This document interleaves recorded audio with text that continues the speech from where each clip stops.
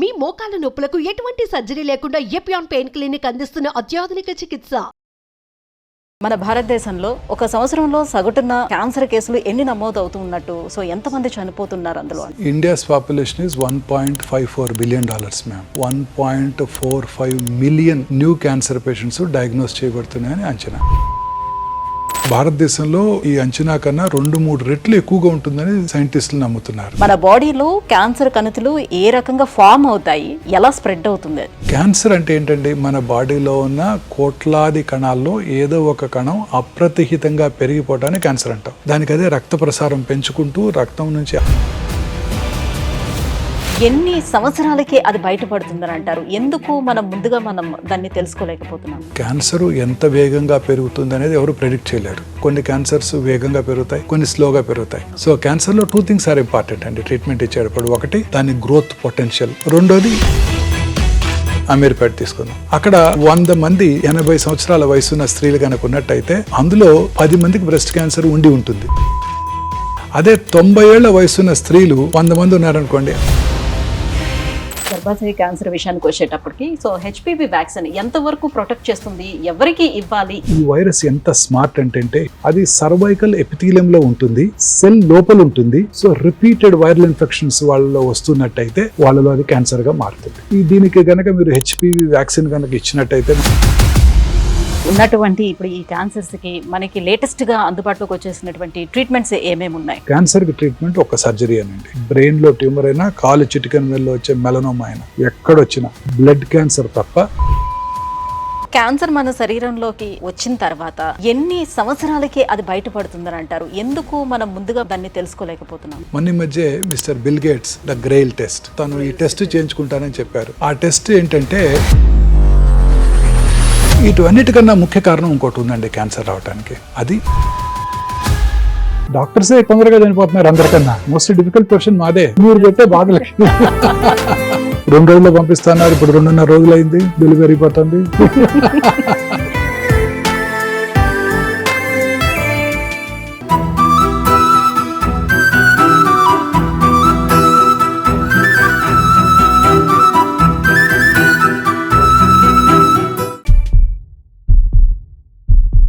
Hello sir. నమస్తే అండి. Sir, మన భారతదేశంలో ఎక్కువ మరణాలు మొదట గుండెపోటుతో ఎక్కువ మంది చనిపోతూ ఉంటే, తర్వాత ప్లేస్లోనే క్యాన్సర్తోనే ఎక్కువ మంది చనిపోతున్నారని చెప్తున్నారు. సో ఒక సంవత్సరంలో సగటున క్యాన్సర్ కేసులు ఎన్ని నమోదు అవుతూ ఉన్నట్టు, సో ఎంతమంది చనిపోతున్నారు అందులో? India's population is $1.54 billion, ma'am. ICMR, Indian council for medical research, New Delhi 2022 వారి ఎస్టిమేట్ ప్రకారం భారతదేశంలో 1.45 million new cancer patients diagnose చేయబడుతున్నాయని అంచనా. కానీ డాక్టర్స్ అండ్ సైంటిస్ట్ బిలీవ్ ఇది చాలా అండర్ రిపోర్టెడ్ అని. ఎందుకంటే చైనాస్ పాపులేషన్ మీరు చూసినట్టయితే $1.52 billion, అంటే మనకన్నా ఒక 2.5 థౌజండ్స్ తక్కువ, 200 to 500,000 తక్కువ. బట్ చైనాలో వచ్చే న్యూ క్యాన్సర్ పేషెంట్స్ ఎన్నో తెలుసా అండి? 4.5 మిలియన్, మనకన్నా 3 times ఎక్కువ. ఎందుకని అంత? ప్రాబబ్లీ ఇండియాలో cancer is not a notifiable disease. ఇప్పుడు ఉదాహరణకి పొద్దున్నే నేను ఒక కరోనా పేషెంట్ చూశాను అనుకోండి, ఇవాళ వెంటనే నేను నోటిఫై చేయాలి మున్సిపల్ అథారిటీస్కి, ఇవాళ కరోనా కేసు చూశాను బై లా. అదే ఇవాళ మార్నింగ్ 2-3 క్యాన్సర్ పేషెంట్ కొత్త పేషెంట్ చూసినా నేను ఎవరికి నోటిఫై చేయాల్సిన అవసరం లేదు, వాళ్ళని సక్రమంగా ట్రీట్ చేస్తే చాలు. So it is not a notifiable disease. కాబట్టి అందరూ నోటిఫై చేయకపోవటం వలన క్యాన్సర్ సంఖ్య తక్కువగా చూపించబడుతుందని అందరూ నమ్ముతున్నారు. భారతదేశంలో ఈ అంచనా కన్నా 2-3 రెట్లు ఎక్కువగా ఉంటుందని సైంటిస్టులు నమ్ముతున్నారు. చాలా చోట్ల క్యాన్సర్ని నోటిఫై చేసే సదుపాయం లేదు. ఇప్పుడు ఇవన్నీ కూడా ట్యూమర్ రిజిస్ట్రీ నుంచి తీసుకున్న data. Madras metropolitan tumour registry, New Delhi, Bengaluru, Calcutta. In fact హైదరాబాద్లో ట్యూమర్ రిజిస్ట్రీయే లేదు. హైదరాబాద్లో పాపులేషన్ బేస్డ్ ట్యూమర్ రిజిస్ట్రీ లేదు, only hospital based tumour registries ఉన్నాయి. పాపులేషన్ బేస్డ్ ట్యూమర్ రిజిస్ట్రీస్ అంటే మొత్తం హైదరాబాద్లో ఉన్న అన్ని ల్యాబ్స్, అందరు డాక్టర్స్ని కవర్ చేసి వాళ్ళందరి దగ్గర నుంచి నెంబర్ ఆఫ్ క్యాన్సర్ పేషెంట్స్ తీసుకొని కొన్ని రిపిటేషన్స్ ఉంటాయి. ఇవాళ ఎక్కడికి వస్తారు, రేపు ఇంకో చోటకి వెళ్తారు, వాటన్నిటిని కంప్యూటర్లో తీసివేసి డేటా ఇవ్వాలి. అలాంటి పాపులేషన్ బేస్డ్ ట్యూమర్ హిస్టరీ లేదు మనకి. సో ఇది గ్రాస్లీ అండర్ రిపోర్టెడ్. సైంటిస్టులు అందరూ నమ్మేది ఏంటంటే భారతదేశంలో minimum 3 to 4 million new cancer patients ప్రతి సంవత్సరం డయాగ్నోస్ చేయబడుతున్నాయని అంచనా. ఒకప్పుడు క్యాన్సర్ అని అంటే మనకి ఎక్కువగా అందరికీ తెలిసేది ఏంటంటే బ్లడ్ క్యాన్సర్, లుకేమియా, ఇది మాత్రమే తెలుస్తూ ఉండేది. ఇప్పుడు ప్రతి బాడీలో ఉన్న ప్రతి అవయవానికి క్యాన్సర్ కంతులు అనేవి వస్తూ వెరీ ఉన్నాయి. True, so very true. ఎందుకు అలా వెళ్ళిపోతూ వెళ్ళిపోతుంది అంటారు? ఏంటి రీజన్ అయి ఉండొచ్చు? మన బాడీలో క్యాన్సర్ కణుతులు ఏ రకంగా ఫామ్ అవుతాయి, ఎలా స్ప్రెడ్ అవుతుంది? టూ థింగ్స్ అండి. ఫస్ట్ ఈజ్ క్యాన్సర్ ఎలా ఫార్మ్ అవుతుంది, రెండోది ఎందుకు అవుతుంది. క్యాన్సర్ అంటే ఏంటండి, మన బాడీలో ఉన్న కోట్లాది కణాల్లో ఏదో ఒక కణం అప్రతిహితంగా పెరిగిపోవటాన్ని క్యాన్సర్ అంటాం. ఈ బాడీలో రెగ్యులేటరీ మెకానిజమ్స్ ఉన్నాయండి. గ్రోత్, ఇప్పుడు ఉదాహరణకి మన చిన్నప్పుడు నోస్ ఇంత ఉండేది, ఇప్పుడు ఇంత పెద్దదైంది, ఇంకా పెరగలేదే, కంటిన్యూస్గా పెరగలేదే. బాడీలో రెగ్యులేటరీ మెకానిజమ్స్ ఉన్నాయి. నోస్ ఇంతవరకే పెరుగుతుంది, లిప్స్ ఇంతవరకే పెరుగుతాయి, చిన్నప్పుడు చెవి చిన్నదిగా ఉండేది ఇక్కడ తాగిపోయింది, ఏనుకేమో బాగా పెరిగిపోతుంది. అట్లా రెగ్యులేటరీ మెకానిజమ్స్ ఉన్నాయి. ఆ రెగ్యులేటరీ మెకానిజమ్స్ని ఓవర్కమ్ చేసి ఈ కణజాలం పెరిగిపోవటాన్నే క్యాన్సర్ అంటారు. ఇప్పుడు బాడీలో ఏదో ఒక కణం, లివర్లో ఉన్న కణం కానివ్వండి, ఐబాల్లో ఉన్న కణం కానివ్వండి, బ్రెయిన్లో కానివ్వండి, ఎక్కడో చోట బ్లడ్లో ఉన్న కణం కానివ్వండి, అది డివైడ్ అవుతూనే ఉంటుంది. ఒక కణం 2 అవుతుంది, 2 4 అవుతాయి, 4 8 అవుతాయి, 8 16 అవుతాయి. దానికి అదే రక్త ప్రసారం పెంచుకుంటూ, రక్తం నుంచి ఆహారం తీసుకుంటూ పెరిగిపోతూనే ఉంటుంది. పెరగటమే కాకుండా అదే రక్తనాళాల ద్వారా శరీరంలో ఇతర భాగాలకు కూడా పాకుతూ ఉంటుంది. అది క్యాన్సర్. ఇలా పాకుతూ ఉండే స్వభావం కలిగిన ఈ పెరుగుతూ ఉండే గడ్డల్నే మనము క్యాన్సర్ అంటాం. క్యాన్సర్ అంటే గ్రీకు భాషలో పీత అని అర్థం. మనం తెలుగులో పీత అంటాం, ఇంగ్లీష్లో క్రాబ్ అంటాం. గ్రీకు దేశస్తులు వాళ్ళ భాషలో క్యాన్సర్ అంటే ఈ పీతలు తినావా అనే బదులు క్యాన్సర్ తినావా అని అడుగుతారు వాళ్ళ దేశంలో వాళ్ళు. సో వారఫలాల్లో కూడా క్యాన్సర్ బొమ్మ పక్కన పీత బొమ్మే ఉంటుంది. తెలుగులో కర్కాటకము అంటాం. సో ఇప్పుడు క్యాన్సర్ మన శరీరంలోకి ప్రవేశించిన తర్వాత, వచ్చిన తర్వాత ఎన్ని సంవత్సరాలకి అది బయటపడుతుందని అంటారు? ఎందుకు మనం ముందుగా దాన్ని తెలుసుకోలేకపోతున్నాం? We really don't know ma'am. Cancer ఎంత వేగంగా పెరుగుతుంది అనేది ఎవరు ప్రెడిక్ట్ చేయలేరు. అందుకే ఒక సీనియర్ సర్జను ఇలా అన్నారు, the unpredictable biological behaviour of the cancer makes the most predictable treatment unpredictable. అతి ఎర్లీ స్టేజ్లో కనుక్కున్నా చాలాసార్లు జబ్బు తిరిగి వస్తూ ఉంటుంది మనం ఖచ్చితమైన వైద్యం చేసినప్పటికీ. So nobody can predict. ఎందుకు అది వేగంగా పెరుగుతుంది? కొన్ని కణాలు, కొన్ని క్యాన్సర్స్ వేగంగా పెరుగుతాయి, కొన్ని స్లోగా పెరుగుతాయి. దాన్నే క్యాన్సర్ పెరిగే స్వభావాన్ని గ్రేడ్ అని కూడా అంటుంటారు. దాన్నే malignant potential of the cancer అని కూడా అంటుంటారు. సో అది very important factor in treatment of cancer. So క్యాన్సర్లో 2 things ఆర్ ఇంపార్టెంట్ అండి ట్రీట్మెంట్ ఇచ్చేటప్పుడు. ఒకటి దాని పెరిగే స్వభావం, దాని గ్రోత్ పొటెన్షియల్. రెండోది ఏ స్టేజ్లో ఉంది. స్టేజ్ అంటే ఎంత దూరం పాకింది. అంటే మీరు ఇప్పుడే అన్నారే శరీరంలో ఇతర భాగాలకు పాకుతుందని, అది ఎంత దూరం పాకిందో అది కూడా important madam. So growth potential, ఎంత దూరం పాకింది, ఈ రెండే క్యాన్సర్ యొక్క ట్రీట్మెంట్ని నిర్ణయిస్తాయి. క్యాన్సర్ నుంచి క్యూర్ అవుతుందా లేదా కూడా నిర్ణయిస్తాయి. అంటే వచ్చిన ప్రతి క్యాన్సర్కి సర్జరీ అనేది ఒక్కటే పరిష్కారంగా ఉంటుందా, లేకపోతే డిపెండ్ ఆన్ క్యాన్సర్ మీరు సర్జరీ చేస్తారా? ఆల్టర్నేట్ ఆప్షన్స్ ఏమైనా ఉన్నాయా, ట్రీట్మెంట్ ఆప్షన్స్? అంటే that depends on the type of cancer madam. ఇప్పుడు ఇందాక మీరు అడిగారు అసలు ఎలా స్టార్ట్ అవుతుంది బాడీలో అని కూడా. మన బాడీలో అబౌట్ 22,000 ప్రోటాన్ కోడింగ్ జీన్స్ ఉన్నాయి. మన బాడీ జెనోమిక్ మ్యాపింగ్ అయిపోయింది. Watson and Crick Nobel prize కూడా వచ్చింది. So 22,000 protein coding genes, equally good number of non protein coding genes కూడా ఉన్నాయండి. ఈ 22,000 ప్రోటాన్ కోడింగ్ జీన్స్లో అబౌట్ 500 to 600 ఆంకో జీన్స్ అంటే క్యాన్సర్ కారక జన్యువుల్ని సైంటిస్టులు ఐడెంటిఫై చేశారు మేడం. ఆ క్యాన్సర్ కారక జన్యువుల్లో వచ్చే మ్యూటేషన్స్ ఆధారంగానే క్యాన్సర్ వస్తుంది. సో ఇప్పుడు సైంటిస్ట్ బిలీవ్ చేసేది ఏంటంటే ఆ మ్యూటేషన్ కనుక మనం ఐడెంటిఫై చేసి దాన్ని ట్రీట్ చేసే డ్రగ్ కనుక ఉన్నట్టయితే క్యూర్ కూడా చేయవచ్చు. అలా ఇప్పుడు చాలా రకాల క్యాన్సర్స్కి ఆ డ్రగ్, ఆ క్యాన్సర్ కారకమైన మ్యూటేషన్ ఐడెంటిఫై చేసి దాన్ని ట్రీట్ చేసే డ్రగ్స్ ఇవ్వడం వల్ల చాలా క్యాన్సర్స్ని కంట్రోల్లో ఉంచగలుగుతారు. ఏ స్టేజ్లో ఉన్నా కూడా యు ఆర్ అబ్సల్యూట్లీ రైట్ కలుగుతున్నారు. ఈ మ్యూటేషన్ కలిగించే ఎక్సోమ్స్ కూడా ఐడెంటిఫై చేసి క్యాన్సర్ రావటాన్ని కూడా ముందుగా చెప్పేస్తున్నారు.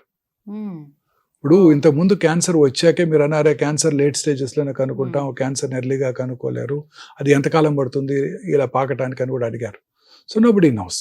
ఇప్పుడు క్యాన్సర్ రాకముందే క్యాన్సర్ రావటాన్ని పసిగట్టవచ్చు. మొన్న మధ్య మిస్టర్ బిల్ గేట్స్ ఒక పోడ్కాస్ట్లో మిస్టర్ నిఖిల్ కామత్తో, జెరోదా CEO అండ్ కో-ఫౌండర్, వారితో మాట్లాడుతూ తను ఈ టెస్ట్ చేయించుకుంటానని చెప్పారు, ద గ్రెయిల్ టెస్ట్. ఆ టెస్ట్ ఏంటంటే మనం ముందుగానే ఒక చిన్న బ్లడ్ టెస్ట్ కానీ స్వాబ్ టెస్ట్, బకల్ స్వాబ్ టెస్ట్లో ఎగ్జోమ్స్ని ఐడెంటిఫై చేసి ఈ ఎగ్జోమ్సే ఈ జెనెటిక్ మ్యూటేషన్ని ట్రిగ్గర్ చేస్తాయి కాబట్టి వాటిని ఐడెంటిఫై చేసి క్యాన్సర్ రావటాన్ని ముందుగా చెప్పేయచ్చు. అంటే నెక్స్ట్ ఇయర్ నీకు ప్యాంక్రియాటిక్ క్యాన్సర్ వస్తుంది, ఆ పై ఇయర్ నీకు బ్లడ్ క్యాన్సర్ వస్తుంది అంటే ముందే చెప్పగలం. ఓకే, అంటే ఏ అవయవానికి వస్తుంది అనేది కూడా చెప్పేస్తారు. 77 క్యాన్సర్స్ చెప్పగలుగుతాం. That's great. ఒక చిన్న ఉదాహరణ చెప్తాను. మీరు ఆ సినిమా చూసారా, వారసుడు అని? విజయ్, దళపతి విజయ్ వారస్. బట్ నాకు గుర్తులేదు. అందులో ఫస్ట్ 5 మినిట్ ఫస్ట్ దానికోసమే చూశాను. ఆ విజయ్ ఫాదర్ శరత్ కుమార్ కి అతని ఫ్రెండ్, క్లోజ్ డాక్టర్ ఫ్రెండ్ ప్రభు వచ్చి చెప్తాడు, నీకు అడ్వాన్స్డ్ ప్యాంక్రియాటిక్ క్యాన్సర్ డయాగ్నోస్ అయింది, నీకు ఓన్లీ 6 months ఆఫ్ లైఫ్ ఉందని. సో ఈ టెస్ట్ కనుక ఆ వారసుడు సినిమాలో మిస్టర్ శరత్ కుమార్ ముందుగా చేయించుకున్నట్టయితే 2 ఏళ్ల ముందే తెలిసిండేది నీ క్యాన్సర్ వస్తుందని. రెగ్యులర్ గా చెక్ చేయించుకుంటూ దాన్ని ఎర్లీగా పట్టుకుంటే క్యూర్ కూడా అయ్యేది. ఇప్పుడు జెనెటికల్ గా ఉన్నది అంటే మన ఫాదర్స్ కి ఎవరికైనా ఉన్నదేనంటే నాకు వచ్చే అవకాశం ఉంటుందేమోనని కొంచెం ముందు జాగ్రత్తతోటి చేయించుకునే వాళ్ళు ఉంటారు, కానీ నార్మల్ పర్సన్స్ ఎంతవరకు అసలు దీని మీద ఇంట్రెస్ట్ చూపిస్తారు? ఎవరు చేయించుకుంటున్నారు? చాలా మంది చేయించుకుంటున్నారు మేడం, వందల మంది చేయించుకుంటున్నారు. మిస్టర్ బిల్ గేట్స్ అదే చెప్పేది, తను రెగ్యులర్ గా చేయించుకుంటానని చెప్తున్నారు ఆయన. Okay. So health has become a priority madam world over. అన్నిటినీ కాంకర్ చేశాము. ఇప్పుడు కర్నరీ ఆర్టరీ డిసీజ్ని కాంకర్ చేశాము, కరోనాని కాంకర్ చేశాము, సెరిబ్రోవాస్కులర్ యాక్సిడెంట్స్ని కాంకర్ చేశాము, ప్లేగు, ఇన్ఫెక్షన్స్ డిసీజ్ని కాంకర్ చేశాము. ఇక మిగిలింది ఇది ఒక్కటే, క్యాన్సరే. ఏజ్ పెరిగే కొలది క్యాన్సర్ వచ్చే అవకాశాలు ఎక్కువ అవుతున్నాయి.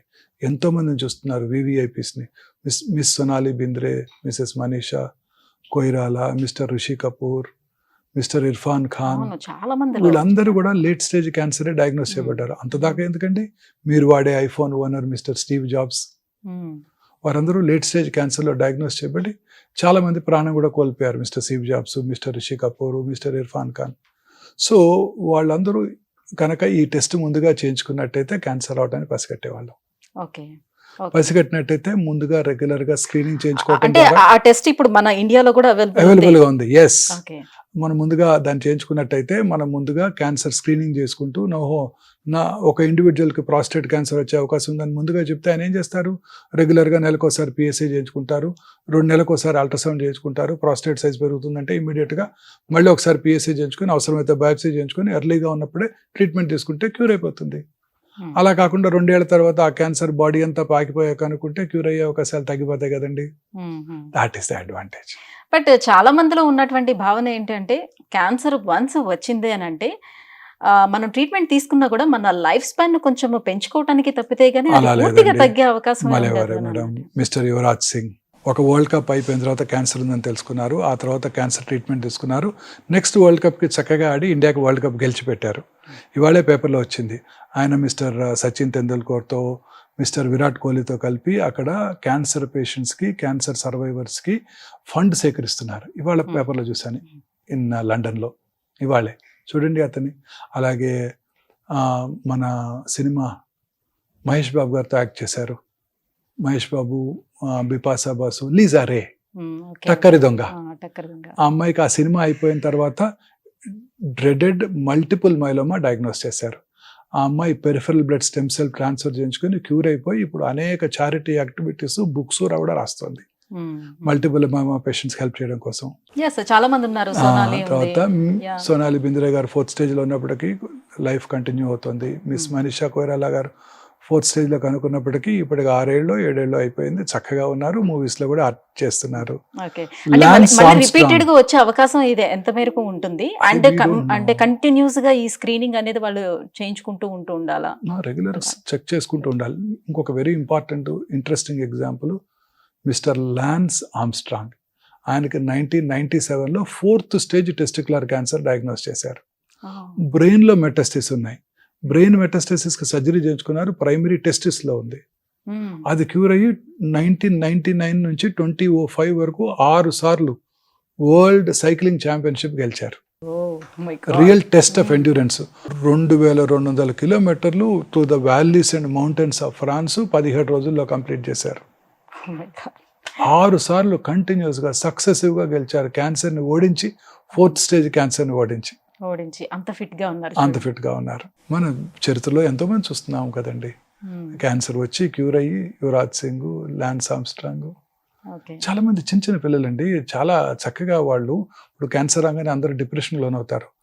ఒక అమ్మాయి తెలుగులో యాక్ట్ చేస్తుంది. ఆ అమ్మాయి చాలా ఐటమ్ సాంగ్స్ లో చేస్తుంది. Suddenly forgot her name. అమ్మాయికి ట్రిపుల్ నెగటివ్ బ్రెస్ట్ క్యాన్సర్ అని డయాగ్నోస్ చేశారు. ఓకే. చేశాక ఆ తర్వాత ఆ అమ్మాయి ట్రీట్మెంట్ తీసుకుని BRCA1 పాజిటివ్ ఉందని తెలుసుకున్నారు.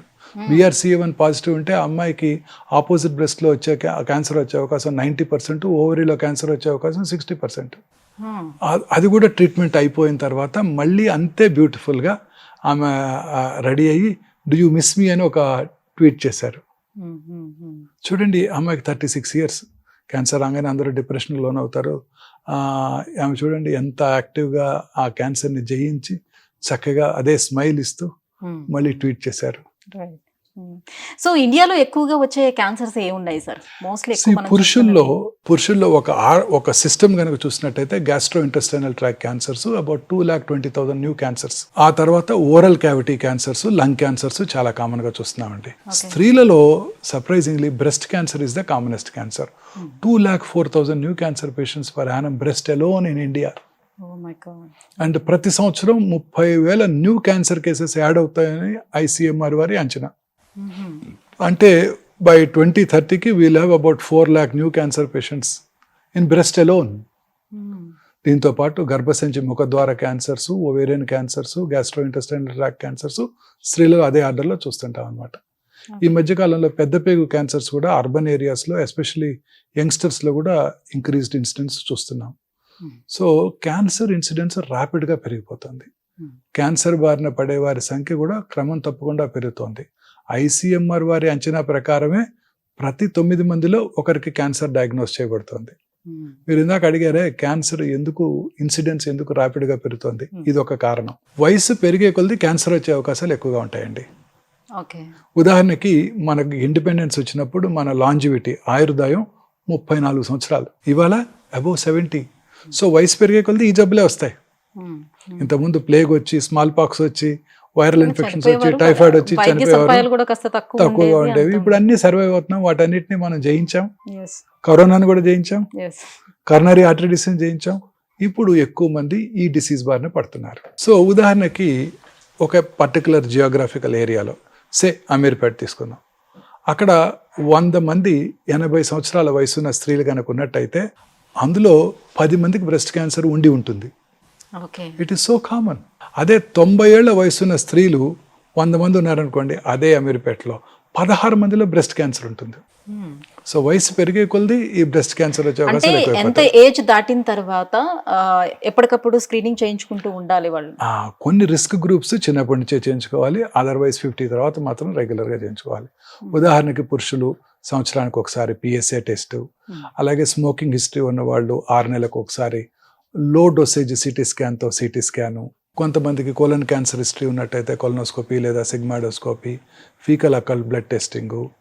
స్త్రీలైతే రిస్క్ ఫ్యాక్టర్స్ ఉన్నట్టయితే 30, 35, 40 మ్యామోగ్రఫీ పరీక్ష, 30 నుంచే pap smear testing regular gynaecological examination, వారికిగా వారు రెగ్యులర్గా చెక్ చేసుకోవటం, బ్రెస్ట్ ఎగ్జామినేషన్, సెల్ఫ్ ఎగ్జామినేషన్. కానీ మ్యామోగ్రఫీ వచ్చేసి మనకి 45 తర్వాత గానీ చేయరు అని చెప్తారు. అలానే లేదు మేడం, రిస్క్ గ్రూప్స్ 30 yearsకే చేస్తారు. మ్యామోగ్రఫీ వర్క్స్ అనే ప్రిన్సిపల్ ఆఫ్ కాంట్రాస్ట్. మ్యామోగ్రఫీ మీద మీరందరికీ చాలా అపోహలు ఉన్నాయండి. మ్యామోగ్రఫీ వల్ల రేడియేషన్ ఎక్స్పోజర్ ఎక్కువ ఉంటుంది, మ్యామోగ్రఫీ వల్లనే క్యాన్సర్ వచ్చేస్తుంది అని. అది పూర్తిగా అపోహ మాత్రమే మేడం. ఇప్పుడు కొత్త డిజిటల్ మ్యామోగ్రఫీతో రేడియేషన్ ఎక్స్పోజర్ చాలా తక్కువ. అలాగే మ్యాగ్నిఫైడ్ వ్యూ, అలాగే కోన్ డౌన్ వ్యూ తీసుకోవాలన్నా కూడా by the switch off press of a button you will get it. You don't have to recall, మళ్ళీ పిలిచి మళ్ళీ మ్యామోగ్రామ్ చేయాల్సిన అవసరం లేదు డిజిటల్ మ్యామోగ్రఫీ మెషిన్స్తో. అలాగే 3D మ్యామోగ్రఫీ మెషిన్స్ కూడా అందుబాటులోకి వచ్చాయి. ఆ తర్వాత ఇప్పుడు కొన్ని డౌట్ఫుల్ కేసెస్కి MR మ్యామోగ్రామ్ చేస్తున్నాం, అసలు రేడియేషన్ ఎక్స్పోజరే లేకుండా.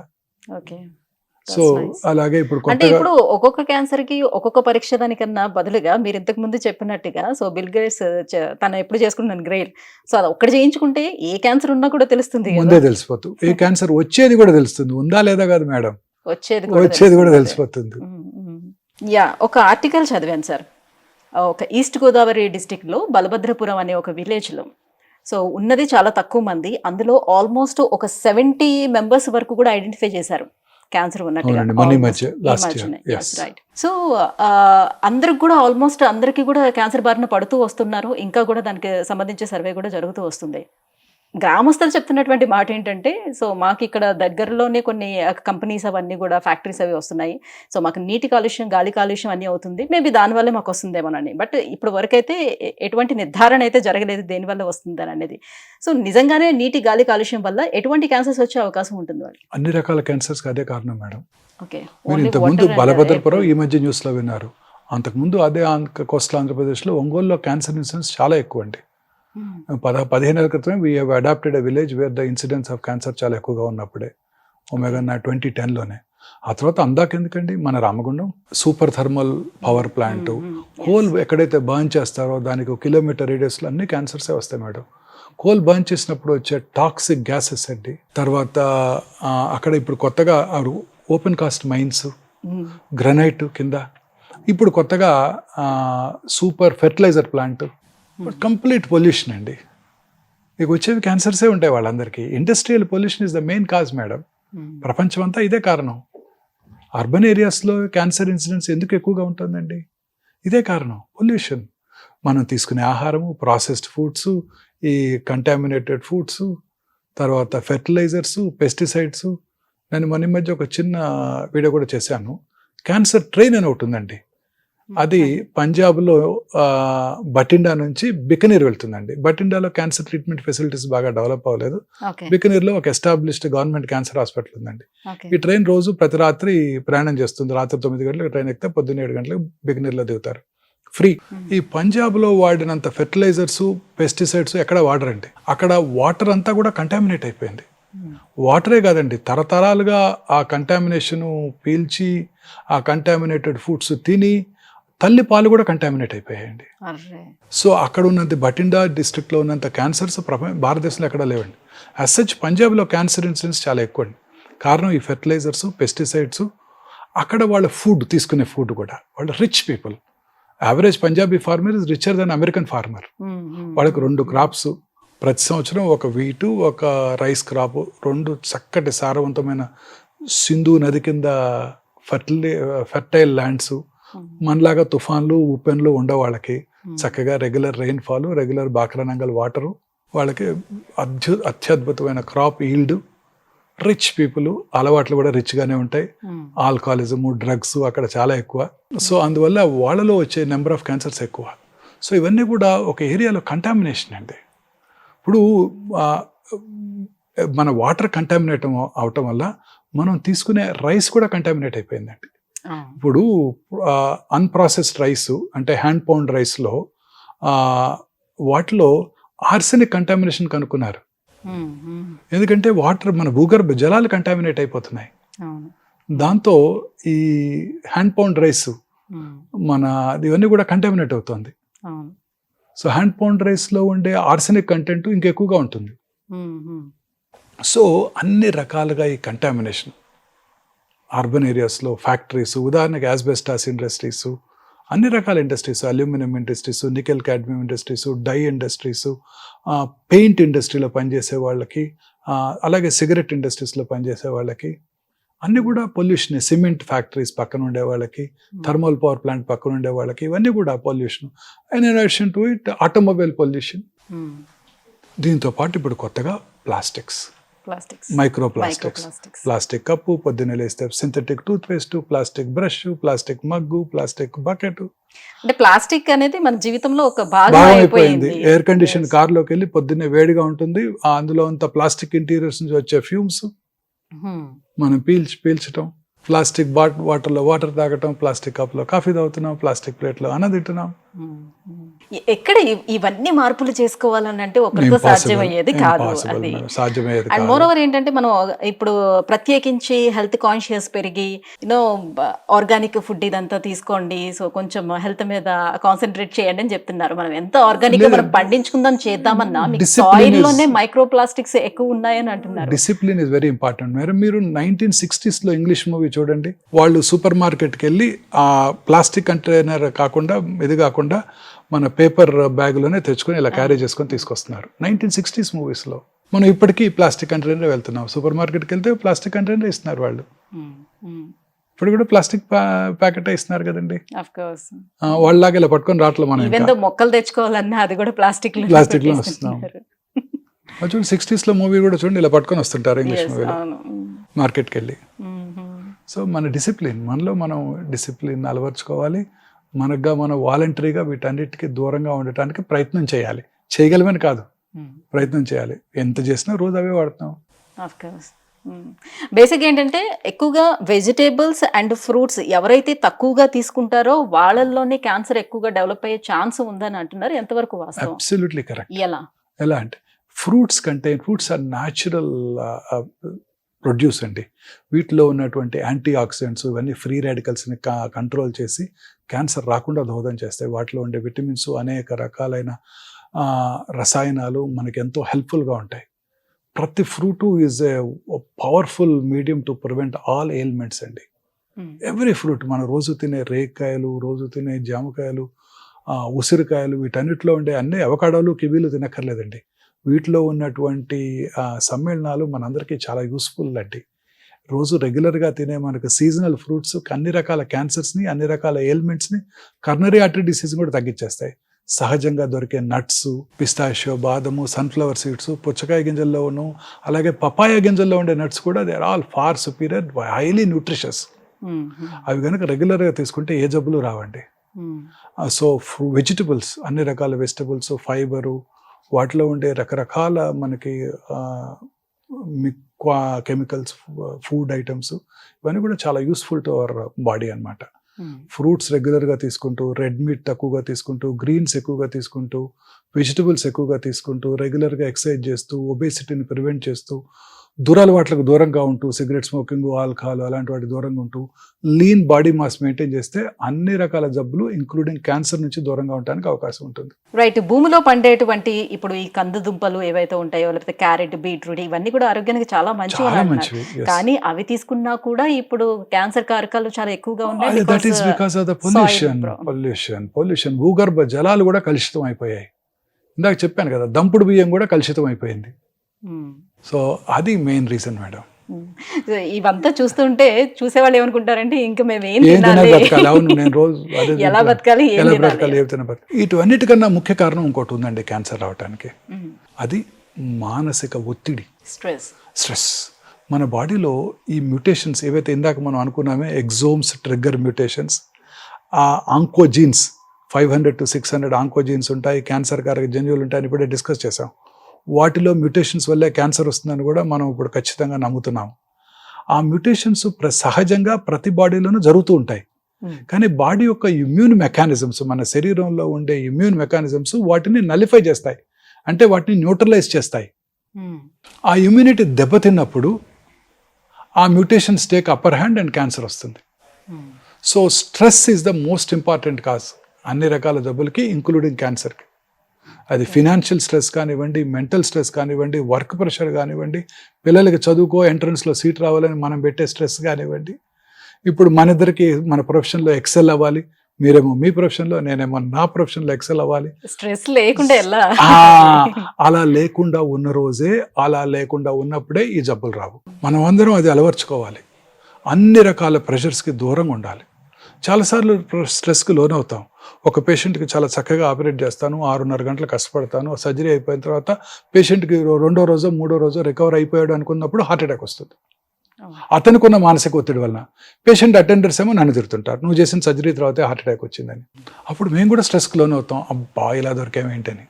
సో ఇది కూడా, కానీ వాటన్నిటిని మనం అధిగమించి మనము స్ట్రెస్ లేకుండా ఉన్న రోజే మనం సక్సెస్ఫుల్ అవుతాం. ఇప్పుడు ఈ క్రికెటర్స్ ఉంటారు, మీరే చూస్తున్నారు, లాస్ట్ ఓవర్లో ఎక్కువ స్కోర్ చేస్తారు, లాస్ట్ ఓవర్లో ఒక ఈ బకిల్స్ అండర్ ప్రెషర్. చివరిలో టెన్నిస్ పాయింట్ చూస్తుంటారు, 5 మ్యాచ్ పాయింట్స్ని కాదని అతను గెలుస్తారు. మన ఈ మధ్య 5.5 hours మ్యాచ్ జరిగింది ఫ్రెంచ్ ఓపెన్లో, చూశారు మీరు. 5 మ్యాచ్ పాయింట్స్ని క్రాస్ చేసి అతను మళ్ళీ, that is not buckling under stress. ఆ స్ట్రెస్ని ఓవర్కమ్ చేసిన అతనే సక్సెస్ఫుల్ అవుతాడు. టెన్నిస్ మ్యాచ్ విన్నర్ కానివ్వండి, డాక్టర్గా కానివ్వండి, యాంకర్గా కానివ్వండి. అదే ఆ స్ట్రెస్కి దూరంగా ఉండాలండి. మానసిక ఒత్తిడిని అధిగమించడానికి మనకుగా మనం ప్రాక్టీస్ చేయాలి. దాని మెడిటేషన్ అనండి, దేవుడి మీద నమ్మకం ఉంచడం అనివ్వండి, ఏదైనా కానివ్వండి. స్థిత ప్రజ్ఞత అంటారు తెలుగులో. That is very important. స్థిత ప్రజ్ఞత రావాలి అని అంటే చాలా చాలా ప్రాక్టీస్ విధి- చేయాలి, అదే కదా. ప్రాక్టీస్ చేయాలి. అది చేయగలిగిన రోజు ఏ జబ్బులు రావని నేను 100% గట్టిగా నమ్ముతున్నాను. క్యాన్సర్ని కూడా, క్యాన్సర్కి ఇంగ్లీష్ వైద్యం అంటే మా వైద్యం చేయించుకోకుండా క్యూర్ అవుతుందని కూడా నమ్ముతున్నానండి. ఇప్పుడు ఇన్ని సంవత్సరాల అనుభవం తర్వాత, 34 సంవత్సరాలుగా హైదరాబాద్లో ప్రాక్టీస్ చేస్తాను. ఇన్ని సంవత్సరాల అనుభవం తర్వాత నేను తెలుసుకుంది ఇదే. ఉమ్, క్యాన్సర్ని మా ట్రీట్మెంట్ లేకుండా మీరు స్థిత ప్రజ్ఞతతో ఉండి జయించవచ్చు. ఉమ్, రమణ మహర్షి గారు విన్నారు కదా, ఆయన క్యాన్సర్ వచ్చింది, ఆయనకి సాఫ్ట్ టిష్యూ సార్కమా వస్తే అడియార్లో మా బాస్ కృష్ణమూర్తి గారు ఆపరేషన్ చేశారు. ఆయన చెప్పారు, కృష్ణమూర్తి గారు ఆయన ఓన్ మాకు చెప్పారు, వారు ఎనస్థీషియా తీసుకోకుండా సర్జరీ చేయించుకున్నారంట. ఉమ్, ఉమ్, అలా చిరునవ్వుతూ నవ్వుతూ సిస్టర్స్ చెప్పేవారు మాకు, ఉమ్, సీనియర్ సిస్టర్స్, మేము అప్పుడు లేము. ఆ తర్వాత ఆయన ఏమి ట్రీట్మెంట్ తీసుకోలేదు, నిండు కాలం బ్రతికారు. ఉమ్. అంటే ఆ స్టేజ్ అందరికీ వస్తుందని నేను చెప్పలేనండి. ఆ స్టేజ్ రావడానికి ఆయన అంటే ఆ ఎంతో ధైర్యం సాధన ఉండాలి, చేశారు. ఆ కాన్ఫిడెన్స్ లెవెల్ ఆయన ఉండాలి. మహర్షి, ఆయన సాధన చేశారు. ఉమ్, సో మనం కూడా మన వరకు వీలైనంత వరకు ఈ ఈ ఈ ప్రోగ్రాం చూసే వాళ్ళందరికీ నేను చేసే విజ్ఞప్తి ఏంటంటే, మనము మానసికంగా ఆందోళనకు లోనవ్వకూడదు. ముఖ్యంగా పిల్లలు కూడా చూడండి, 10th క్లాస్ ఫెయిల్ అయ్యారని సూసైడ్ చేసుకుంటున్నారు, బిజినెస్లో ఫెయిల్ అయ్యారని సూసైడ్ చేసుకున్నారు. నేను ఎప్పుడో చూశాను, ఉమ్. ఒక విజయవాడలో ఒక ఆయన ఎవరో హోటల్లో సూసైడ్ రోజు చాలా వస్తున్నాయి రోజు అలాంటి చూస్తున్నాము, వార్తలు. Suicide Yes. చేసుకున్నారు, సడన్ గా హార్ట్ అటాక్ వచ్చి పడిపోతున్నారు. ఉమ్, వీటన్నిటికి కారణం ఇదేనండి, మానసిక ఒత్తిడి. ఉమ్, వీటికి దూరంగా ఉన్నట్టయితే, చాలా కష్టపడాలి దీనికి, నేను కూడా చాలా కష్టపడతాను దీనికి. దూరంగా ఉన్నట్టయితే ఏ జబ్బులు రావండి, ఉమ్. క్యాన్సరు రాదు. ఇంతకు ముందు మీరు చెప్పారు, సో ఒబేస్ గా కూడా ఉండద్దు, చూసుకోవాలి, కంట్రోల్లో అవునండి. పెట్టుకోవాలని. Yes. ఒబేసిటీకి క్యాన్సర్ కి ఏంటి సార్ సంబంధం? Obesity is related to all sorts of problems అండి. పొట్ట చుట్టూ ఉండే కొవ్వు అండి, అన్ని రకాల జబ్బులకి మూల కారణం. ఉమ్, కర్నరీ ఆర్టరీ డిసీజ్ కి, సెర్బ్రోవాస్కులర్ యాక్సిడెంట్స్ కి, క్యాన్సర్స్ కూడా. ఒబీస్ ఉమెన్లో హార్మోన్ ఇంబ్యాలెన్స్, పురుషుల్లో ప్రాస్టేట్ క్యాన్సర్, ఆ స్త్రీలలో ఎండోమెట్రియల్ క్యాన్సర్, బ్రెస్ట్ క్యాన్సర్ వచ్చే అవకాశాలు చాలా ఎక్కువగా ఉంటాయండి. ఉమ్, మానసిక ఆందోళనలో ఉండి సరిగా నిద్రపోకపోయినా క్యాన్సర్ వస్తాయండి.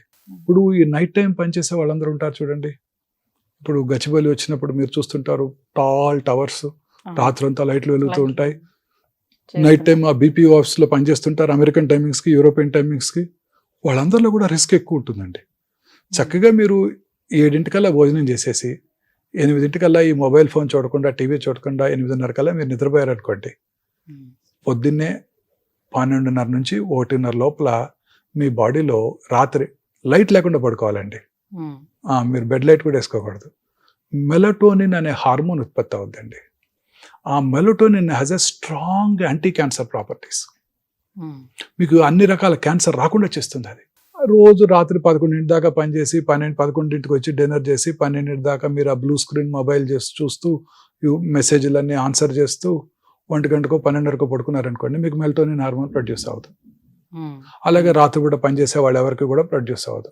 ఆ రిథమ్ అండి రాత్రి అంటే కొంతమంది చెప్తూ ఉంటారు, మనం ఇలా చెప్పేటప్పుడే సో Hmm. మన కిందనే కొన్ని కామెంట్స్ కూడా వస్తూ ఉంటాయి. యూనో నేను సాఫ్ట్వేర్ ఎంప్లాయ్, నేను చాలా కొన్ని సంవత్సరాల నుంచి నేను చేస్తున్నాను ఇలా నైట్ టైం వర్క్ అనేది. యా, బట్ నేను బానే ఉన్నానే పెడుతూ ఉంటుంటారు. అనేక రకాల ఎలిమెంట్స్ వాళ్ళకే వస్తున్నాయి కదండి, ఉమ్.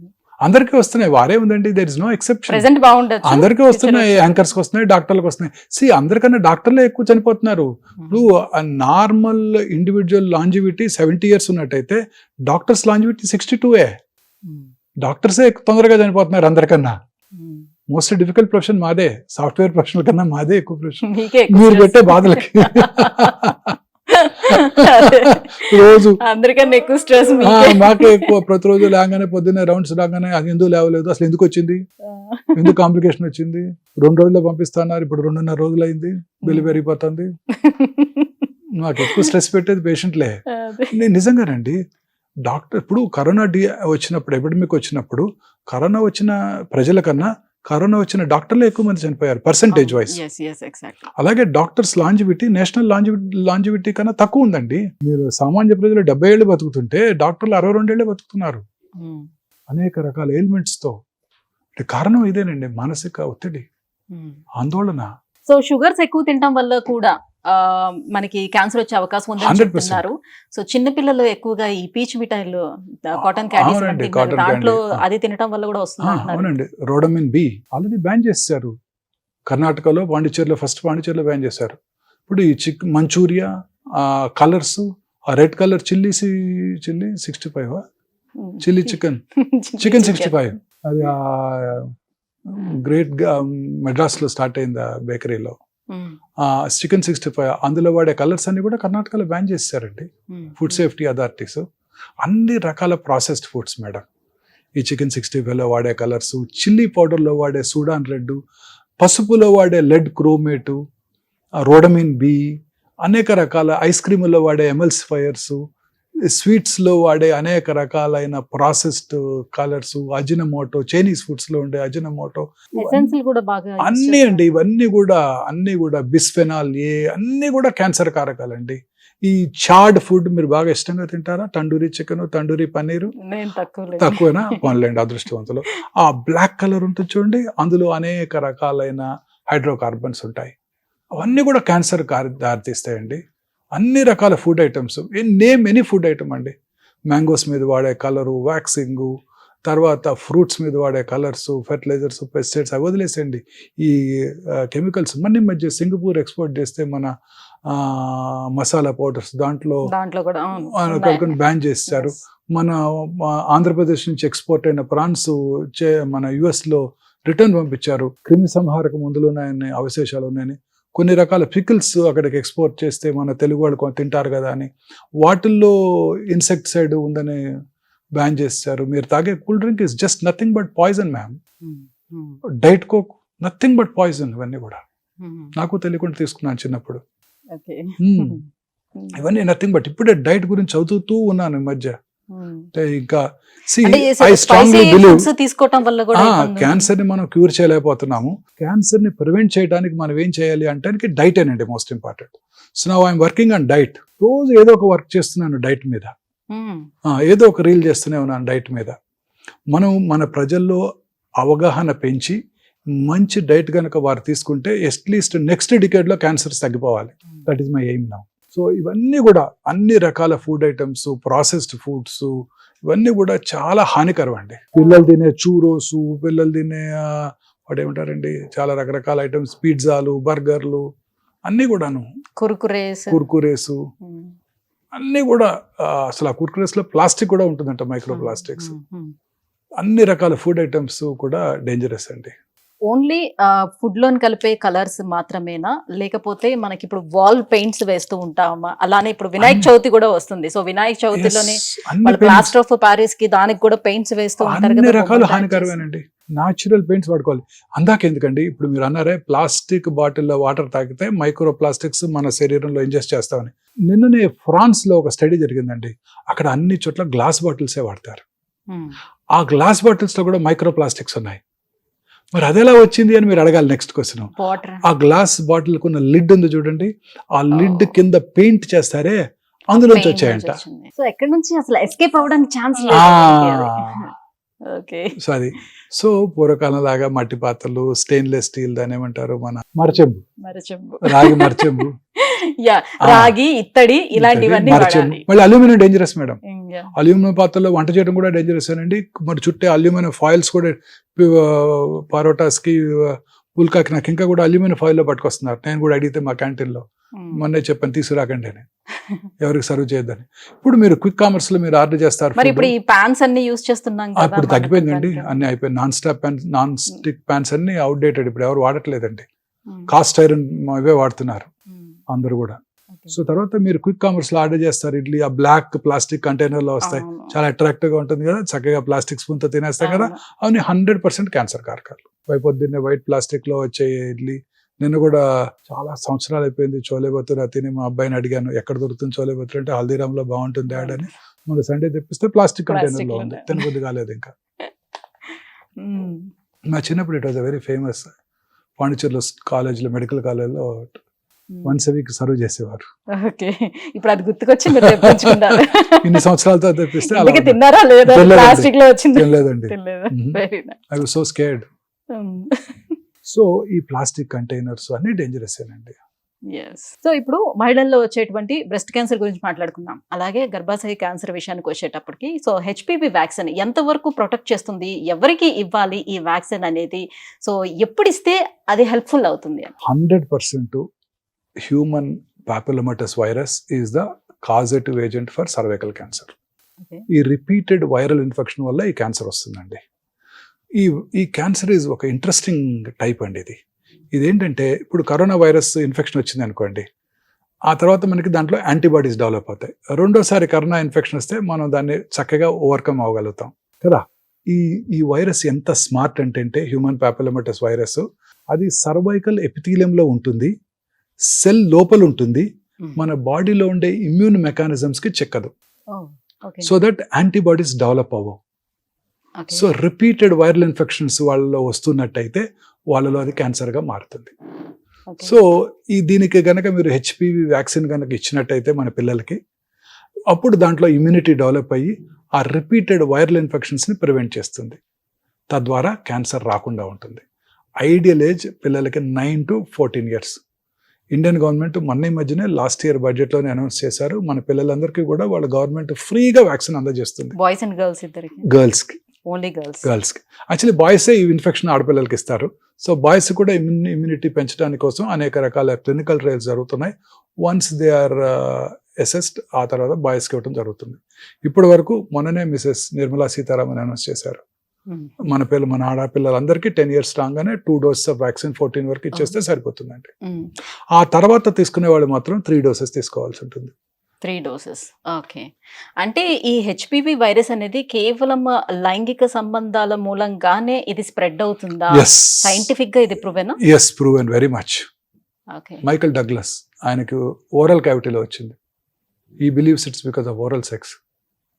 famous Hollywood movie artist, Kramer versus Kramer, very famous artist. Okay. Basic instinct detective గా చేస్తాడు. ఆయనకి టంగ్ క్యాన్సర్ వచ్చింది, బేస్ టంగ్ క్యాన్సర్, క్యూర్ అయిపోయింది, he was fine. Okay. So human papillomavirus saliva నుంచి కూడా human papillomavirus virus is the most important cause for oral cancers in United States. ఇండియాలో it is tobacco. ఆడవాళ్ళలో గర్భసంచి ముఖ ద్వారా cancer. So ఇవన్నీ కూడా హ్యూమన్ పాపిలోమాటస్ వైరస్ ఇన్ఫెక్షన్ వల్లే వస్తున్నాయండి. రైట్ సార్, ఇక ట్రీట్మెంట్స్ విషయానికి వద్దాం. సో ఉన్నటువంటి ఇప్పుడు ఈ క్యాన్సర్స్ కి మనకి లేటెస్ట్ గా అందుబాటులోకి వచ్చేసినటువంటి ట్రీట్మెంట్స్ ఏమేమి ఉన్నాయి? క్యాన్సర్ కి ట్రెడిషనల్ ట్రీట్మెంట్స్ ఏనండి. Surgery is the main stay of treatment. కానీ చాలా మందిలో ఒక అపోహ ఉంది, కత్తి పెడితే క్యాన్సర్ పెరిగిపోద్ది. ఇప్పుడు కూడా అడుగుతుంటారు నన్ను. ఇంత మన అవగాహన కార్యక్రమాలు గత 30 ఏళ్ళుగా నేను చేస్తున్నప్పటికీ, నేనే కాదు ఇప్పుడు కొన్ని 100 మంది క్యాన్సర్ సర్జన్స్ స్పెషలిస్టులు అనేక రకాల యూట్యూబ్ ప్రోగ్రామ్స్ చేస్తున్నప్పటికీ, మన న్యూస్ పేపర్స్, టీవీ ఛానల్స్ అనేక రకాలు మీరు ఎంతో కష్టపడి ఈ ప్రోగ్రామ్స్ చేస్తున్నప్పటికీ కూడా చాలా మంది ఈ రోజు కూడా అడుగుతారు, బయాప్సీ చేయాలి అనగానే ఏంటి బయాప్సీ చేస్తారా, నీడిల్ పెట్టి గుచ్చుతారా, తేనె తుట్టుని కదిలిస్తే ఎలా పాకిపోతుందో అలా క్యాన్సర్ పాకిపోతుందంట కదా అని అడుగుతుంటారు. చదువుకున్న వాళ్ళే. కత్తి పెట్టి క్యాన్సర్ని కోస్తారా, కత్తి పెడితే క్యాన్సర్ పెరిగిపోతుందనే కదా అందరు చెప్పుకుంటా ఉంటారు అని అడుగుతుంటారు. దిస్ ఈస్ పూర్తిగా అపోహ మాత్రమే. అంటే వాళ్ళకున్న బిలీవ్ ఏంటంటే ఒక పుండుని చిట్లించితే ఎట్లా అయితే అది అలా స్ప్రెడ్ అయిపోతుందో అలా అయిపోతుందని అనుకుంటున్నారు. Misconception, myth. క్యాన్సర్ కి ట్రీట్మెంట్ ఒక సర్జరీ అనండి.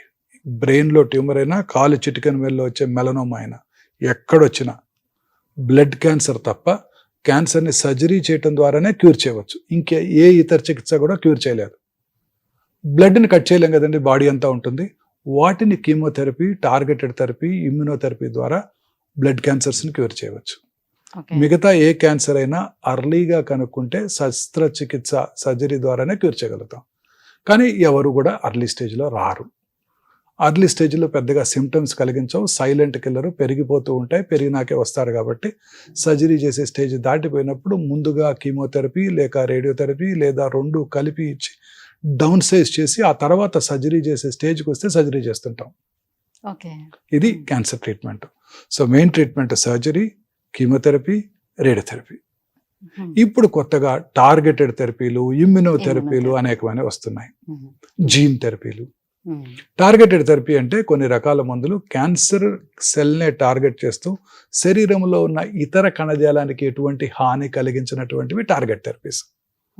ఇక ఇమ్యూనోథెరపీ అనేది ఒక వెరీ ఇంట్రెస్టింగ్ కాన్సెప్ట్. ఫ్యూచర్లో ఇవే ఉండబోతున్నాయి. కాకపోతే ఇప్పుడు పేటెంట్ లాస్ వల్ల మన భారతదేశంలో అవి అందుబాటులో లేకపోవడంతో చాలా ఎక్స్పెన్సివ్గా ఉంటున్నాయి, prohibitively expensive, beyond the reach of a rich man also.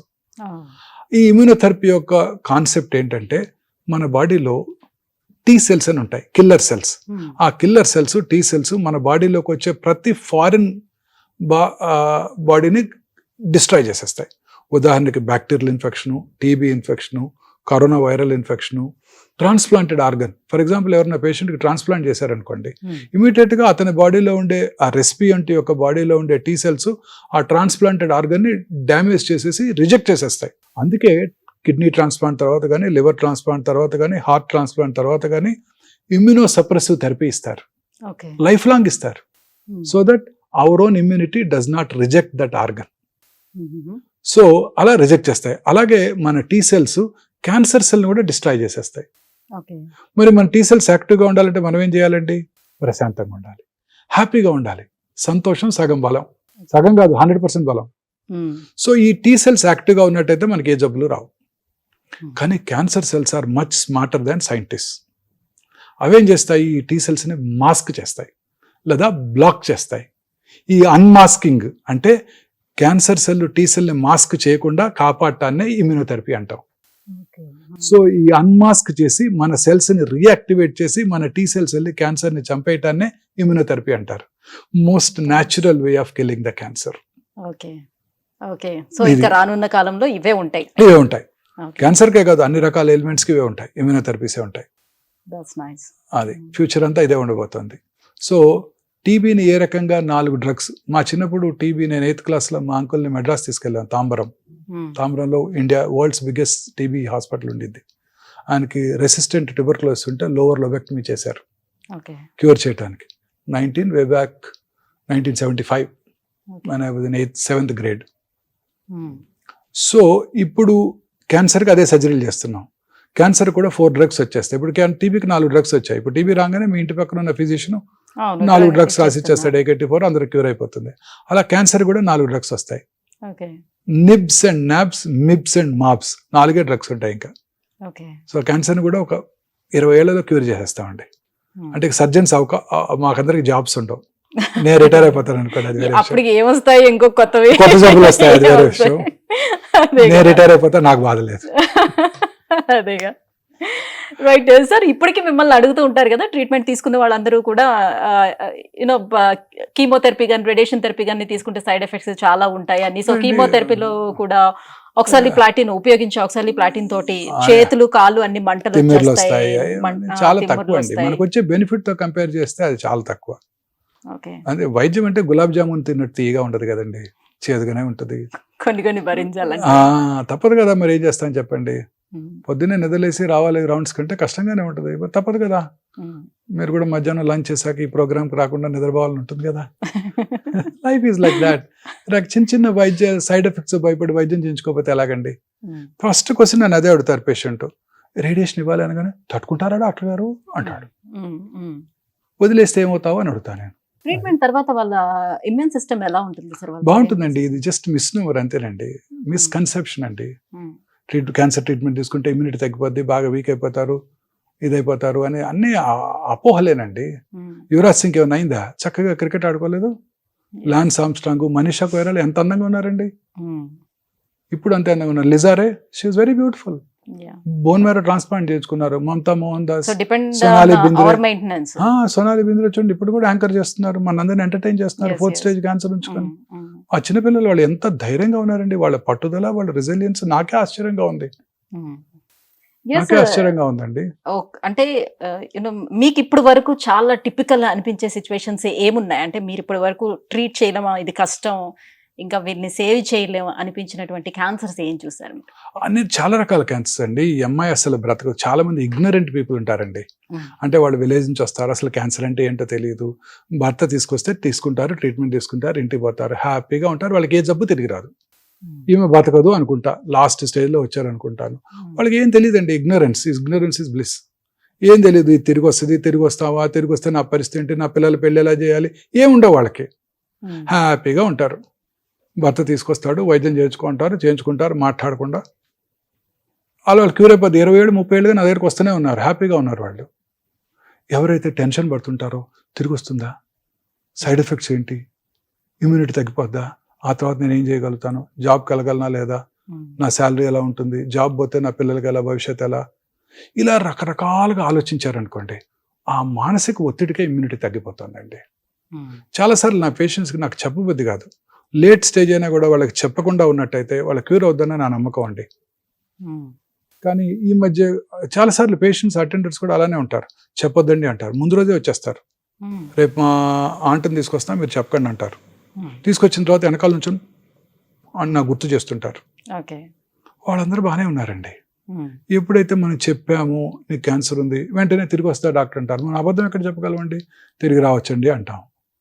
పాపం వాళ్ళు ఆందోళనకు లోనవుతారు. ఇక ఈ జీవితాంతం ఎప్పుడు తిరిగి వస్తుందని ఆలోచిస్తూ ఉంటారు, మానసికంగా ఒత్తిడికి లోనవుతుంటారు. ఇదేమి తెలియని వాళ్ళు ఉన్నారనుకోండి కొంతమంది, ముఖ్యంగా స్త్రీలు. నా పేషెంట్స్ చాలా ఎక్కువ మంది స్త్రీలు ఉంటారు, ఎందుకంటే breast cervix is the commonest tumour. వాళ్ళకి ఏం తెలియదండి. హస్బెండ్ తీసుకొస్తారు, వైద్యం చేస్తారు, 6 నెలలకు వస్తారు, సంవత్సరానికి వస్తారు, చెకప్ చేయించుకుంటారు, ఇంటికి పోతారు. వాళ్ళకేం తెలియదు. బాగున్నానయ్యా అంటారు. వాళ్ళకి ఏ జబ్బు తెలియరాట్లేదు, టెన్షన్ లేకుండా, చీకూర్చింత లేకుండా, భర్తకు వదిలేశారు, వాళ్ళ ఇష్టం, వైద్యం చేయించుకుంటారు. ఈయన ఆందోళన పడుతుంటాడు, వీళ్ళు బాగుతారు కానీ వాళ్ళు బాగానే ఉంటారు. సో రేపు చనిపోయే వాళ్ళకు కూడా మీ అబ్బాయి అమెరికా నుంచి మందు తెచ్చాడు అని చెప్పి తొలిస్థిద్దాం నోట్లో పోసినా చాలా కాలం బతుకుతారండి.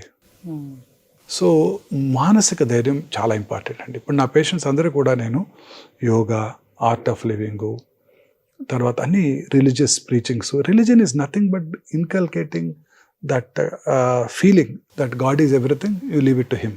అప్పుడు కొంచెం మనసు ప్రశాంతంగా ఉంటుంది. So religious preachings, teachings, yoga, meditation, art of living, తర్వాత సద్గురు, బ్రహ్మకుమారిస్, ఇవన్నీ కూడా మనం మానసిక ఒత్తిడిని అధిగమించడానికి హెల్ప్ చేస్తాయి. సాధన, this is more important than our treatment. You know sir, ఇప్పుడు హెచ్ఐవి ఉంది, హెచ్ఐవి ఉన్న వాళ్ళకి క్యాన్సర్ వస్తే బతికే ఛాన్స్ ఎంతవరకు ఉంటుంది? అసలు ట్రీట్ చెయ్యొచ్చు అంటారా? 100% అండి. నాకు హెచ్ఐవి పేషెంట్లు 34 ఏళ్ళు బతుకుతున్న వాళ్ళు ఉన్నారండి. 2002లో నేను ఇండో అమెరికన్లో పనిచేసినప్పుడు చూసిన ఒక పేషెంట్ ఇప్పటికి వస్తున్నారు. హెచ్ఐవి పేషెంట్స్ అందరికీ క్యాన్సరే వస్తాయండి చాలా మంది. కారణం ఏంటంటే వాళ్ళ ఇమ్యూనిటీ తక్కువగా ఉంటుంది కదా, క్యాన్సర్స్ వస్తాయి. సో వాళ్ళకి రెగ్యులర్గా ట్రీట్మెంట్ చేస్తూ వాళ్ళకి మంచి ఆరోగ్యము, మంచి వాళ్ళ హెచ్ఐవి ట్రీట్మెంటు, మంచి ఆహారం తీసుకుంటుంటే వాళ్ళు నార్మల్గా బతికేస్తున్నారండి. 34 ఏళ్ళు బతికిన వాళ్ళు నాకు చాలా మంది ఉన్నారు. లింఫోమా నాకు ఒక more than 1000 పేషెంట్స్ ఉన్నారండి. సో హెచ్ఐవి పేషెంట్స్ కూడా నార్మల్గానే ట్రీట్ చేయాలి వాళ్ళని. వాళ్ళు కూడా మంచి ఆహారం తీసుకుంటూ, ఆ మందులు సక్రమంగా వాడుకుంటూ క్యాన్సర్ ట్రీట్మెంట్ తీసుకుంటే వాళ్ళకు కూడా క్యూర్ అయిపోతుందండి. అసలు ఎటువంటి ప్రాబ్లం ఉండదు. డెఫినెట్ అండి, అన్ని రకాలుగా అన్ని క్యూర్ అవుతాయండి మీరు ధైర్యంగా ఉన్నట్టయితే. అంతే. రైట్. ఈ క్యాన్సర్ పైన చాలా మందికి ఉన్నటువంటి కొన్ని అపోహలు ఏవైతే ఉన్నాయో అవి క్లారిఫై చేసుకుందాం సార్. సో ఒక్కొక్కటి వాళ్ళకు ఉన్నటువంటి అపోహలన్నీ అడుగుతూ ఉంటాను. రైట్. ఇందాక మూవీ ఆర్టిస్ట్ పేరు గుర్తు రాలేదు నాకు, హంసానందిని. Very pretty. అవును, మన హీరోయిన్స్ అందరికన్నా అందంగా ఉంటుంది, మంచి టాల్ పర్సన్, చాలా మంచి కాంపిటీషన్, చాలా. మిర్చి సినిమాలో ఉంది. ఆ అమ్మాయి ఆ క్యాన్సర్ వచ్చింది అని చెప్పి ఆ తర్వాత క్యాన్సర్ ట్రీట్మెంట్ తీసుకుంటూ షేవెన్ హెడ్ ని చూపించి, మన చాలా మంది ఫ్యామిలీ ఉమెన్ కూడా అదేంటి హెయిర్ ఊడిపోద్దని డిప్రెషన్కి లోనవుతారు. అమ్మాయి చూడండి, అంత టాప్ మూవీ ఆర్టిస్ట్ అయ్యుండి, సోనాలి బింద్రే, మనీషా కొయిరాలా వాళ్ళ క్లీన్ హెడ్ని చూపించి, ఇదిగో నేను చూడు నేను ఎలా ఉన్నాను అని చూపించి మళ్ళీ అమ్మాయి ఆ తర్వాత రికవర్ అయినాక మళ్ళీ చక్కగా అంతే అందంగా ఉందండి అమ్మాయి, ఇంకా అందంగా ఉంది రికవర్ అయినాక. డిడ్ యూ మిస్ మీ అని అడుగుతోంది ట్వీట్ చేసి. నేను ఇమీడియట్గా ట్వీట్ చేశాను, వై మిస్డ్ యూ మ్యామ్. మీ రెసిలియన్స్, మీ పట్టుదల, మీ యొక్క ప్రెషర్ తీసుకునే ఇది అంతా చాలా అద్భుతం. ఇది ఇట్స్ ఎన్ మన క్యాన్సర్ పేషెంట్స్ అందరికీ ఒక ఆదర్శం అని నేను ట్వీట్ చేశాను మళ్ళీ. ఆ చిన్నపిల్లలండి, అమ్మాయి వయసు ఎంత 34 37 ఉంటాయి. అంటే ఎంత ధైర్యంగా ఉన్నారండి. సోనాలి బింద్రేకి వచ్చినప్పుడు 42 years, మనీషా కొయిరాలాకి వచ్చినప్పుడు 37 years, మమతా మోహన్ దాస్కి వచ్చినప్పుడు ఎంతండి 30 years, యువరాజ్ సింగ్ 27 years. చూడండి యువరాజ్ సింగ్ ఎలా ఉన్నారో ఇప్పుడు, ఎంత ధైర్యంగా ఉన్నారో. And they are all Lisa Ray 24 years. So cancer అనేది క్యూరబుల్, అది మాత్రం పెట్టుకోవాలి. వాళ్ళందరూ ఇప్పుడు చారిటీ ప్రోగ్రామ్స్ చేస్తూ క్యాన్సర్ పేషెంట్స్ కి అవేర్నెస్ క్రియేట్ చేస్తూ క్యాన్సర్ పేషెంట్స్ కి ఫండ్స్ మొబిలైజ్ చేస్తున్నారు. చూడండి ఎంత ధైర్యంగా, ఎంత ఆనందంగా ఉన్నారు. Yuvraj Singh today, I saw in the newspaper today, మొత్తం ఇంగ్లీష్ కెవిన్ పేటర్సన్, తర్వాత విరాట్ కోహ్లీ, తర్వాత సచిన్ తెండూల్కర్, వాళ్ళంతా కలిసి ఇంగ్లాండ్లో ప్రోగ్రామ్స్ చేస్తూ క్యాన్సర్ పేషెంట్స్కి అవేర్నెస్ క్రియేట్ చేస్తూ క్యాన్సర్ ఫండ్ ఒకటి పెట్టి క్యాన్సర్ చారిటీకి, రీసెర్చ్కి వారు మనీ కలెక్ట్ చేస్తున్నారు. ఈ లిజారే తను రాసిన పుస్తకాల మీద, తను చేసిన ఫ్యాషన్ షోల మీద వచ్చిన మనీ అంతా కూడా డొనేట్ చేసేసారు చారిటీకి, మల్టిపుల్ మైలోమా రీసెర్చ్. ఎస్, ఎందుకంటే వాళ్ళు అది ఫేస్ చేశారు కాబట్టి. చాలా మంది ఫేస్ చేశారండి, ఇండస్ట్రీ చేశారు కాబట్టి వాళ్ళకి తెలుస్తుంది చాలా మంది దీని ఫేస్ నుంచి ఎలా చేశారు. ఎవరైనా బయటపడాలి, ఏం డొనేట్, చేయాలి, ఎవరికి మనం హెల్ప్ చేస్తే దాని పెయిన్ ఎలా ఉంటుంది. చాలా మంది పొలిటీషియన్స్, ఇండస్ట్రియలిస్ట్ కూడా ఫేస్ చేశారు. వాళ్ళు ఎవరు ఇలా చేయలేదే, ఈ పిల్లలు ఇలా చేస్తున్నారు. నేను అనుకున్నాను మూవీ ఇండస్ట్రీలో వాళ్ళందరికీ ఇంత ఇంటెలిజెన్స్, ఇంత ఓర్పు, ఇంత రిజల్ట్స్ ఉంటుందని ఎప్పుడు అనుకోవాలి. ఏదో చక్కగా యాక్ట్ చేస్తారు, వెళ్ళిపోతారు, డబ్బులు తీసుకుని అనుకున్నాను తప్ప వాళ్ళలో ఇంత మెచ్యూరిటీ ఉంటుంది. వాళ్ళే అందరికన్నా ఇంత బాగా సబ్జెక్ట్ని గ్రాస్ప్ చేసి ప్రజలకు సహాయం చేస్తున్నారు. ఎంత ధైర్యం ఉండాలండి ఆ అమ్మాయికి, సోనాలి బింద్రేకి చివరి స్టేజ్ క్యాన్సర్లో ఉండి షోలో కూర్చొని మన ఎంటర్టైన్ చేయడానికి. That is spirit. వయసు ఎంత అండి? నాకు 60 years వచ్చినాయి. నాకే చాలాసార్లు ఆందోళనకు లోనవుతుంటాను. అమ్మాయి చూడండి, లైఫ్ 4th stage అయినా కూడా ఎంత ధైర్యంగా మనిషి ఒకరు ఎన్ని షోస్ చేస్తున్నారు, ఫ్యాషన్ షోస్లో పార్టిసిపేట్ చేస్తున్నది. సో చాలా మంది ఉన్నారు అలా చెప్పుకోవడానికి. మనం చెప్పుకున్నా పోతూ ఉంటుంటే చాలా మంది కనిపిస్తూ ఉంటారు. సో బేసిక్గా ఏంటంటే క్యాన్సర్ అనేటప్పటికల్లా నేను చచ్చిపోతానేమో అనే ఫీలింగ్ చాలా మందిలో ఉంటుంది. బట్ క్యాన్సర్ అనేది క్యూరబుల్. సో ఎలాంటి క్యాన్సర్ అయినా క్యూర్ చేసే అలాంటి ఎక్విప్మెంట్స్ కానివ్వండి, ఆధునిక చికిత్సా పద్ధతులు కానివ్వండి ఇప్పుడు మనకు అందుబాటులోకి వచ్చేసాయి కాబట్టి ఎవరు టెన్షన్ పడాల్సిన అవసరం అయితే ఫస్ట్ రైట్. సో ఇప్పుడు అందరికీ ఉన్నటువంటి కొన్ని అపోహలు ఏవైతే ఉన్నాయో అవి అడుగుతాను సార్. సో క్యాన్సర్ అనేది అంటువ్యాధ. సో ఎస్, మరి హెచ్పివి వైరస్ ఉంది. సో అది ఒకరి నుంచి మరొకరికి సెక్షువల్ కాంటాక్ట్ ద్వారా వస్తుంది. But HPV virus is viral infection. దాన్ని ప్రివెంట్ చేసుకోగలిగితే you can prevent it.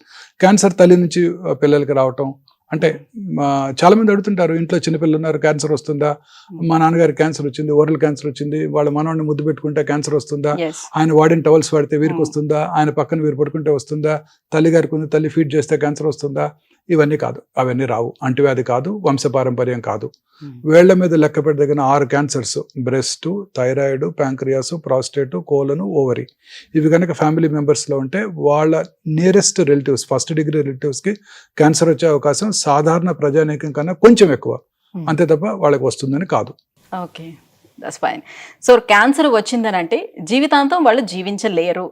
So నా క్యాన్సర్ కొంతవరకు మాత్రమే నా లైఫ్ స్పాన్ ఉంటుంది ఇంకా అని, అది పూర్తిగా అపోహ మాత్రమే. ఇప్పుడే చూసాం చరిత్రలో ఎన్నో ఎగ్జాంపుల్స్, క్యాన్సర్ వచ్చి క్యూర్ అయ్యి ఎన్ని గొప్ప పనులు చేశారో వాళ్ళంతా కూడా. Mr Neelam Sanjiva Reddy, Mr Julius Jayewardene, Mr Ronald Reagan, Mr Francois Mitterrand France, వీళ్ళందరూ క్యాన్సర్ వచ్చి క్యూర్ అయ్యి ఆ తర్వాత ప్రజాస్వామ్య దేశాలని అధ్యక్షులుగా ఉన్నారు. సో క్యాన్సర్ ని అలాగే cricketers Simon Donnell, Yuvraj Singh, Malcolm Marshall, వీళ్ళంతా కూడా క్యాన్సర్ ని జయించి వరల్డ్ కప్ లో పార్టిసిపేట్ చేసి వాళ్ళ రెస్పెక్టివ్. సో ఒకసారి క్యాన్సర్ ని ఐడెంటిఫై చేసిన తర్వాత ఇమ్మీడియట్ గా సర్జరీ అనేది చేయాలా? ఒకటే ఆప్షన్? క్యాన్సర్ ఐడెంటిఫై చేశాక క్యాన్సర్ ని స్టేజ్ చేసి స్టేజ్ ని బట్టి ట్రీట్మెంట్ ఉంటుంది. అర్లీ స్టేజ్ అయితే చాలా రకాల క్యాన్సర్స్ కి సర్జరీ చేస్తాము. కొన్ని రకాల వెరీ ఎర్లీ స్టేజ్ క్యాన్సర్స్ లో రేడియేషన్ తో కూడా క్యూర్ అవుతూ ఉంటుంది. Okay, that's nice. కొన్ని రకాల క్యాన్సర్స్ కి కీమోథెరపీ, టార్గెటెడ్ థెరపీ, ఇమ్యునోథెరపీ ఇస్తారు, ముఖ్యంగా హిమటలాజికల్ మెలిగ్నెన్సీస్. ఓకే, సో మనం రెగ్యులర్ గా యూజ్ చేసే మొబైల్ ఫోన్, సో దీన్ని అయితే వదిలిపెట్టాం కదా. సో మొబైల్ ఫోన్ వల్ల క్యాన్సర్ వస్తుందా? మైక్రోవేవ్స్ యూజ్ చేస్తాం. మొబైల్ ఫోన్ వల్ల చాలా సార్లు, ఎస్పెషల్లీ కొన్ని ఇయర్స్ బ్యాక్ WHO ఒక వార్నింగ్ కూడా ఇచ్చింది.